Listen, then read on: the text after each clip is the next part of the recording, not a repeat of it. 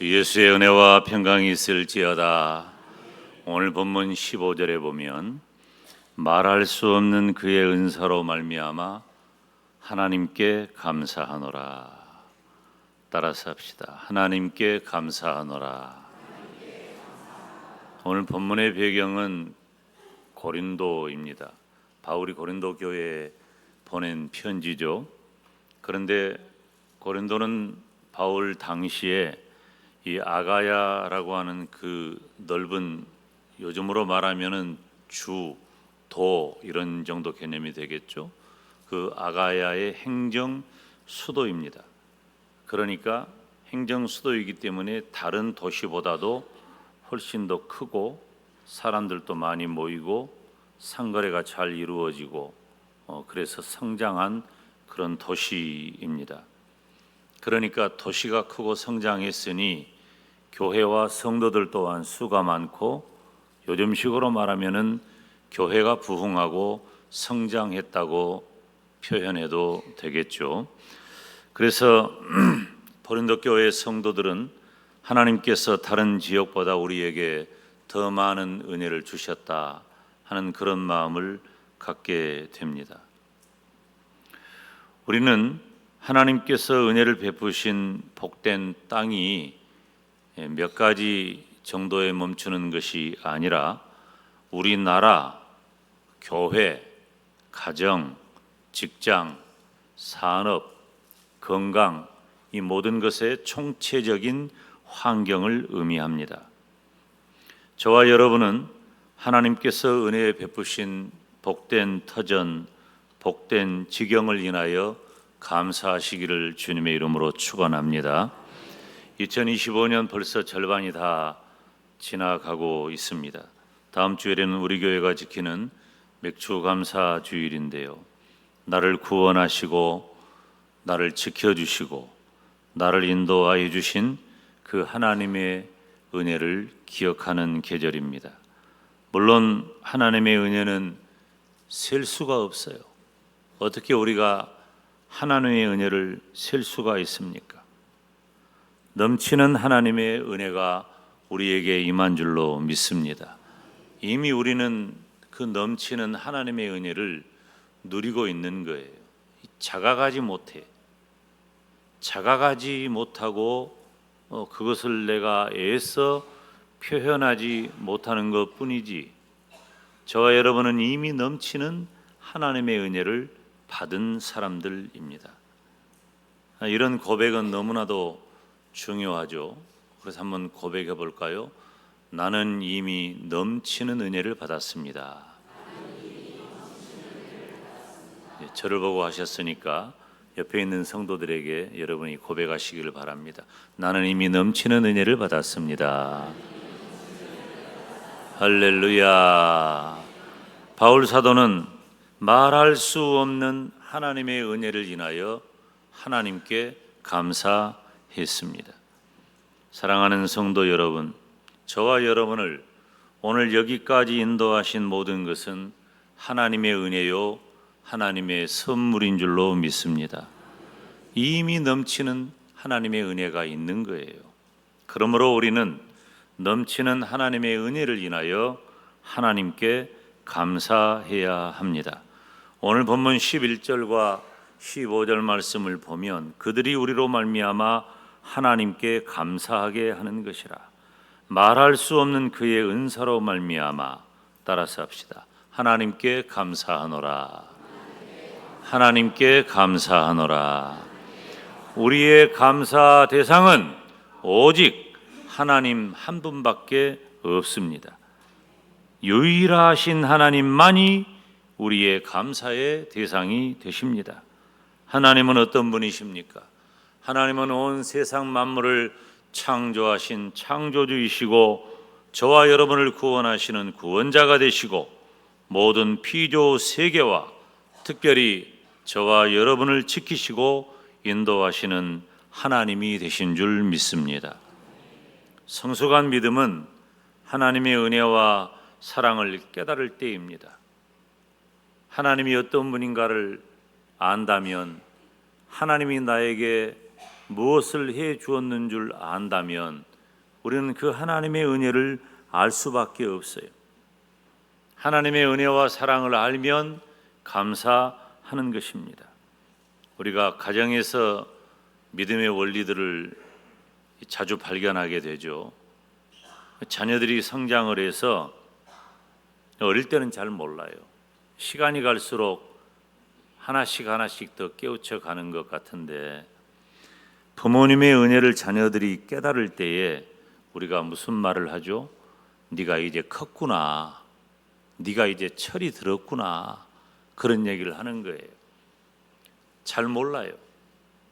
그저 주어진 줄 알고 우리 부모님들이 마땅히 그렇게 해야 되는 줄 알아요.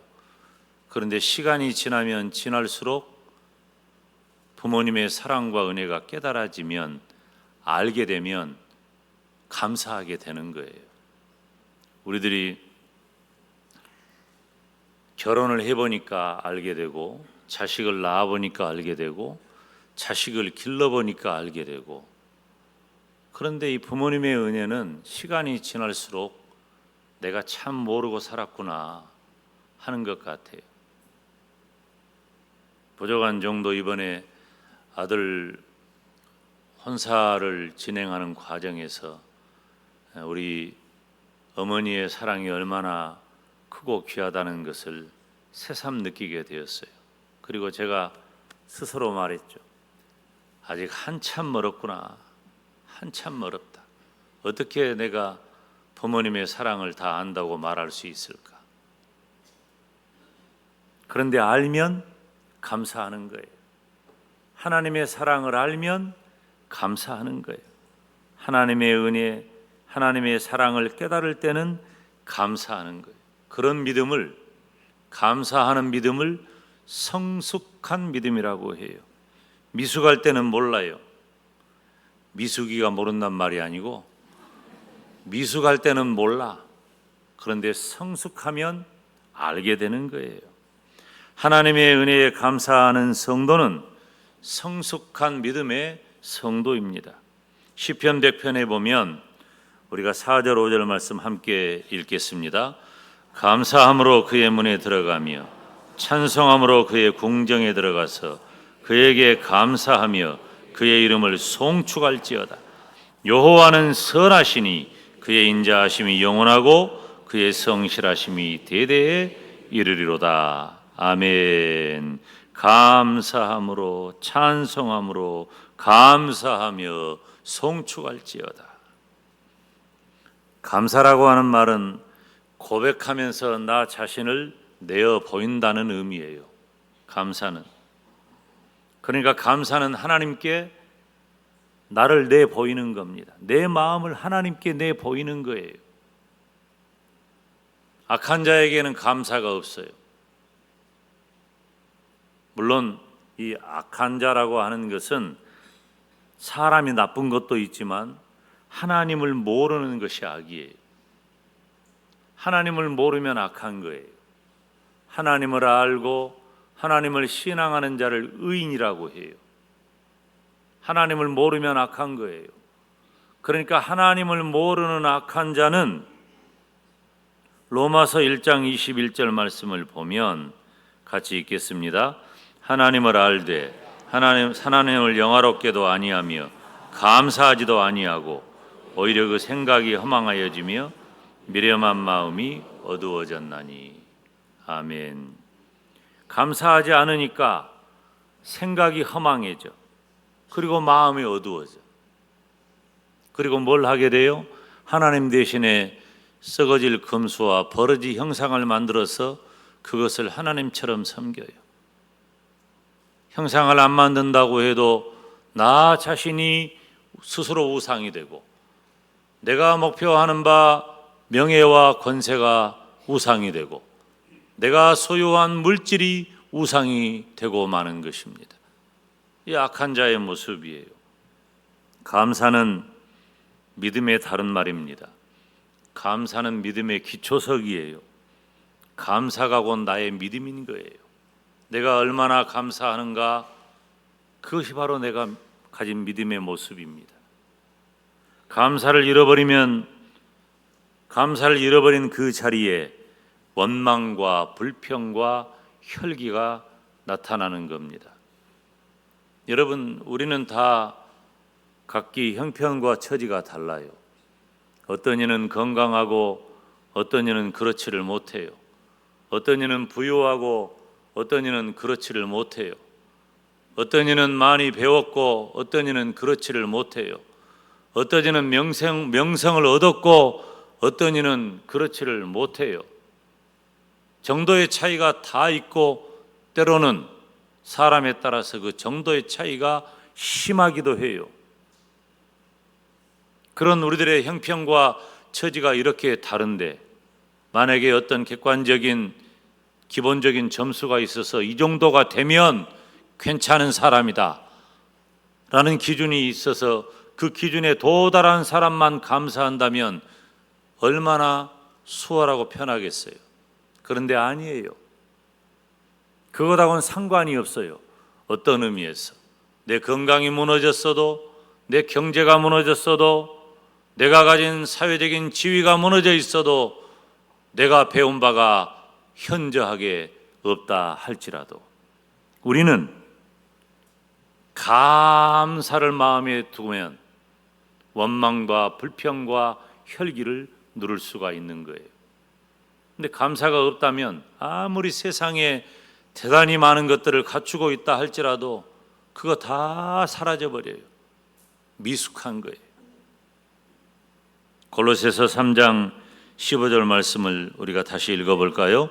그리스도의 평강이 너희 마음을 주장하게 하라.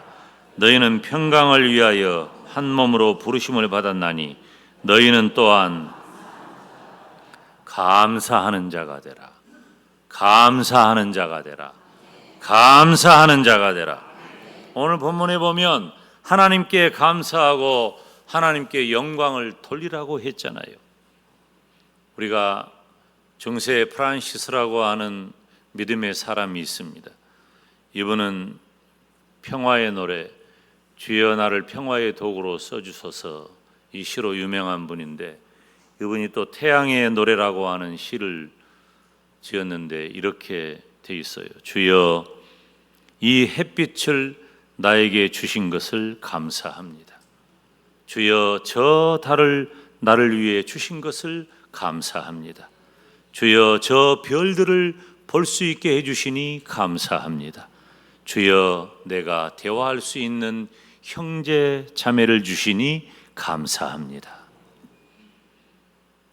여러분, 이게 우리들이 일반적으로 뭐가 감사해요? 햇빛 없는 사람이 어디 있고, 달빛 없는 사람이 어디 있고, 별 못 보는 사람이 어디 있고, 주변에 형제자매라고 말할 수 있는 사람 없는 이가 어디 있습니까?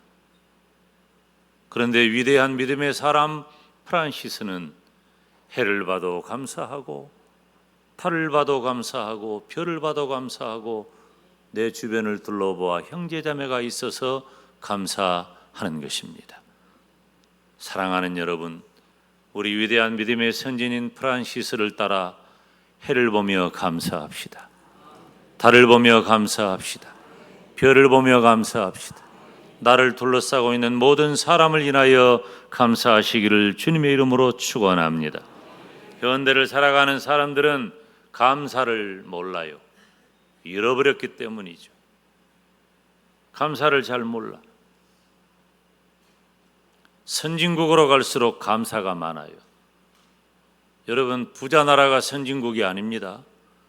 지금 세계에 가장 잘 사는 나라, 부자 나라, 손꼽는 나라들 중에 선진국이 아닌 나라 많아요. 선진국은 단순히 돈이 많은 게 아니에요.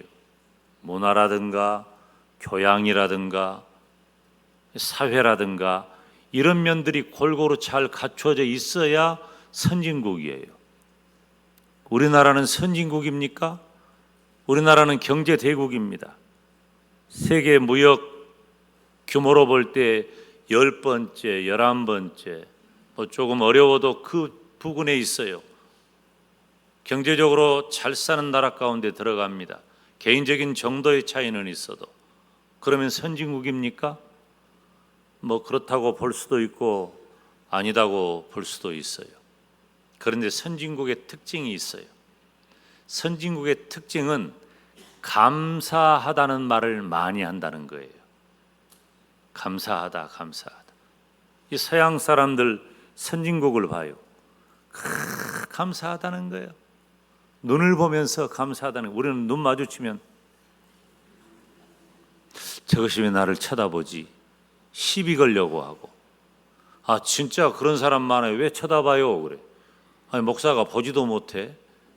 근데 내가 이렇게 보면 나를 쳐다보면서 감사합니다 해야 될 거 아니에요? 우리는 쳐다보면 시비 거는 줄 알아요. 근데 서양 사람들은 눈을 마주치면, 서양 사람은 인사를 우리처럼 이렇게 하기도 하지만 이렇게 인사해요. 이렇게 인사합니다. 웃으면서 눈이 마주치면. 한번 해볼까요?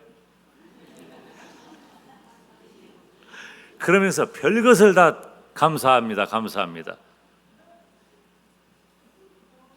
여러분, 자식들도요, 불효자식하고 효자의 차이가 어디 있는 줄 알아요? 감사에 있어요. 불효자식은 안 감사해요. 불효자식들 봐봐, 고맙단 말 한마디나 하는지. 근데 효자들은요, 별것 준 것 없는 것 같은데 부모 입장에서는 감사합니다 하는 거예요. 감사합니다. 예수님을 잘 믿는 성숙한 성도는 하나님께 감사하는 거예요. 효자는 부모님께 감사하는 거예요. 시켜야 돼. 어렸을 때부터 뭐 하나 주면서도 감사합니다 해라. 감사합니다. 시켜야 돼요. 시켜야 돼. 따라서 해요. 하나님 감사합니다. 부모님 감사합니다. 막 감사합니다 해야 된다니까. 안 하니까 잊어버렸어. 하나님께 감사하는 신앙을 회복하시기를 주님의 이름으로 축원합니다. 우리의 유일한 감사의 대상이신 그 하나님께 감사하는 저와 여러분이 되시기를 주님의 이름으로 축원합니다. 어떻게 감사해요? 오늘 본문 8절 말씀 함께 읽습니다. 하나님이 능히 모든 은혜를 너희에게 넉넉히 하시나니 이는 너희로 모든 일에 항상 모든 것이 넉넉하여 모든 착한 일을 넘치게 하려 하심이라. 아멘. 따라서 합시다. 모든 착한 일을 넘치게 하려 하심이라. 이 중요한 말이에요. 사랑하는 여러분, 우리에게 넘치는 하나님에게 은혜가 있다면 모든 착한 일을 넘치게 하시기를 축원합니다. 모든 착한 일은 무엇입니까? 시간과 재능과 마음과 물질을 내어놓는 것입니다. 바울 당시에 예루살렘 교회가 어려움을 만났습니다. 예루살렘 교회가 어려움을 만났기 때문에 고린도 교회는 어떻다고요? 제가 설교의 서두에 언급했죠. 고린도 교회 성도들은 부요해요. 가졌단 말이에요. 그렇기 때문에 어려움을 당한 예루살렘 교회를 도와주자고 했어요. 도와주자고 할 때 고린도 교회 성도들이 마음을 모아서 연보하여 예루살렘 교회를 도와주었습니다. 후한 연보를 했다고 성경은 기록하고 있어요. 연보의 의미를 단순히 물질, 돈, 헌금의 차원으로만 여기면 안 돼요. 담임 목사가 강조하는 것은 연보는 원래 원어적 의미를 보면 따라서 합시다. 하나님께 예배한다.